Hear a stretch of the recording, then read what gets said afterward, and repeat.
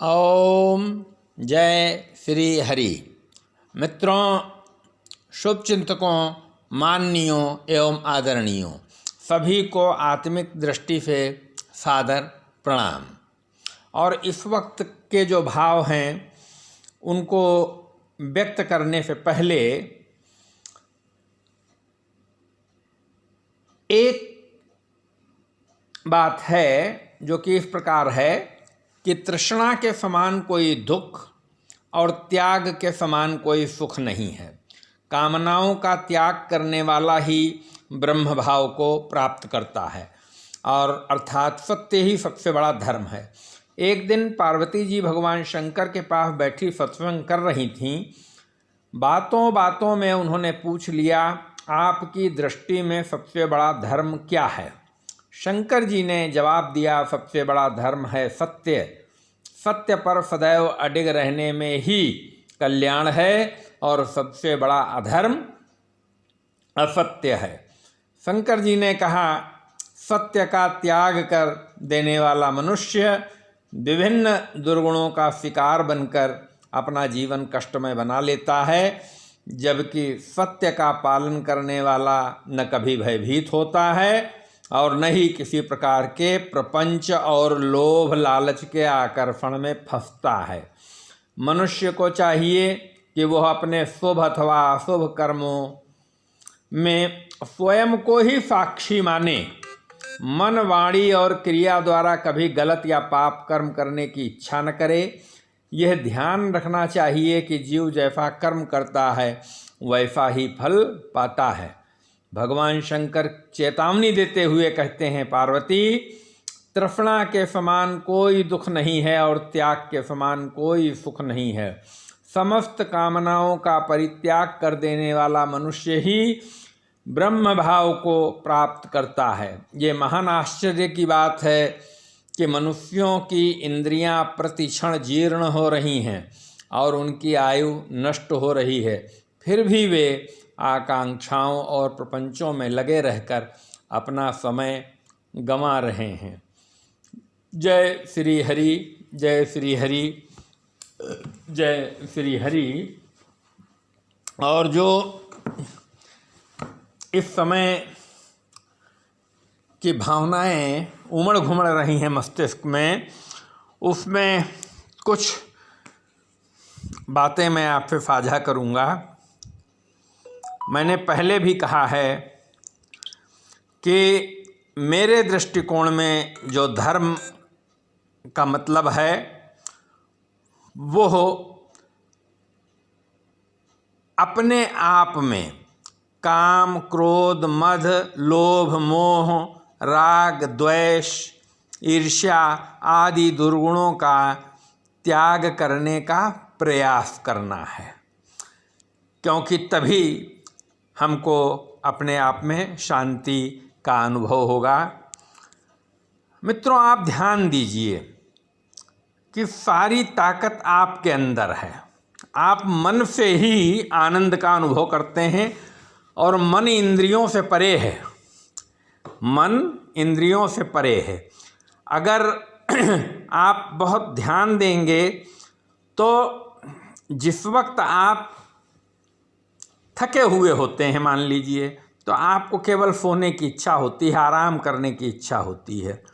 उसी प्रकार जब आपके अंदर ताकत होती है तभी आपको जो अपने प्रिय लोग हैं या जिनसे आपको आनंद मिलता है, आप वही काम करते हैं। और मेरे दृष्टिकोण में इस कलिकाल में राम नाम से ज़्यादा महत्वपूर्ण तो कुछ है ही नहीं। राम नाम ही सब कुछ है। आप किसी भी अवस्था में अपने मन में राम का नाम जप सकते हैं। क्यों माता पार्वती कहती हैं भगवान शंकर से, तुम पुनि राम राम दिन राती, सादर जपहूँ अनंगा राती। और महात्माओं के प्रसंग आप सुनिए तो कई महात्मा लोग कहते हैं कि भगवान शंकर ने जो विष निकला समुद्र मंथन से, उसको अपने गले में धारण कर लिया और उसको नीचे हृदय में नहीं जाने दिया। और महात्मा लोग अपने अपने दृष्टिकोण से उसको व्याख्यायित करते हैं।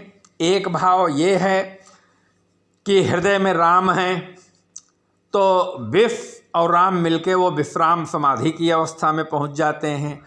दूसरा भाव आप ये भी कह सकते हैं कि राम हमारे बहुत कोमल हैं, करुणा निधान हैं, करुणा पुंज हैं, तो उनको कोई कष्ट न हो, इसलिए भगवान शंकर ने उस हलाहल को कंठ के नीचे हृदय की ओर जाने ही नहीं दिया, कंठ में ही धारण कर लिया, और इसलिए उनका एक नाम नीलकंठ भी है। और अगर आप राम का नाम नहीं ले पाते हैं तो आप ये निश्चित मानिए, हम या आप जो भी हों, मैं भी उसमें शामिल हूँ, और मैं तो अक्सर ये मानता हूँ कि अगर राम नाम का विस्मरण होता है तो इसका मतलब पाप है। क्योंकि आप एक बहुत साधारण उदाहरण मैं दूंगा, अगर आप ज्वर से पीड़ित हों तो उस ज्वर के दौरान और उसके बाद आपको कुछ खान पान में अच्छा नहीं लगता है। इसी तरीके से जब हमारे पाप ज़्यादा होते हैं, पुण्य कम होते हैं, तो हम राम का नाम नहीं ले पाते हैं। राम का नाम ले पाना ही अमूल्य निधि है, अमूल्य निधि है। राम, जो राम का नाम है, महाकवि ने कहा है, राम एक तापफति अतारी, नाम कोटि खल कुमति सुधारी। राम का नाम करोड़ों करोड़ों लोगों को सुधार देता है, लेकिन इसके लिए आपको समय देना पड़ेगा, बहुत धैर्य की आवश्यकता है। आप शुरुआत करें, केवल राम का ही स्मरण कर लें। आप स्मरण करेंगे, फिर जप आएगा, फिर उसमें निष्ठा आपकी होती जाएगी, तब आप 10, 20, 25, 50 साल के बाद अनुभव करेंगे कि ये कितना चमत्कारी नाम है, बहुत चमत्कारी नाम है। और महाकवि तो ये भी कहते हैं कि राम भगति मणि उर बस जाके, दुख लवलेश न सपने हूँ ताके। जिसके हृदय में राम नाम रूपी मणि का वास होता है, उसको स्वप्न में भी कष्ट नहीं होता है। और देखिए, ये हरि की कथाएं हैं, अनंत हैं। हरि कथा हरि अनंत, हरि कथा अनंता, कहीं सुनहि सब विधि श्रुति संता।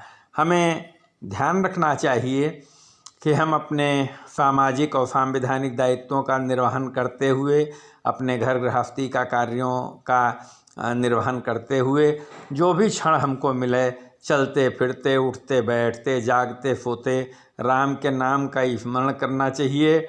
मन हो तब भी, न मन हो तब भी।